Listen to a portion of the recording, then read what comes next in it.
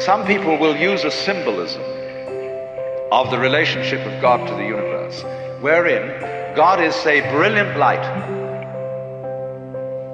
only somehow veiled, hiding underneath all these forms that you see as you look around you. So far, so good. But the truth is funnier than that. It is that you are looking right at the brilliant light now. That the experience you are having, which you call ordinary everyday consciousness, pretending you're not it, that experience is exactly the same thing as it. There's no difference at all. And when you find that out, you laugh yourself silly. That's the great discovery. In other words, when you really start to see things, and you look at an old paper cup,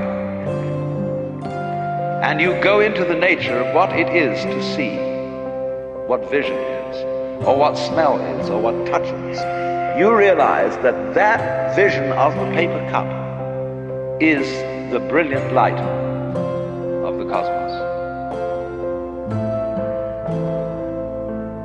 Nothing could be brighter.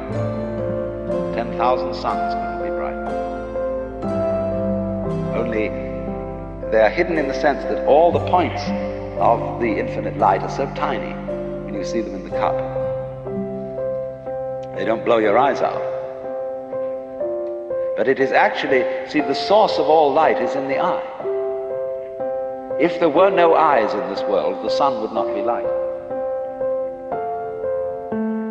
You evoke light out of the universe. In the same way, you, by virtue of having a soft skin, evoke hardness out of wood.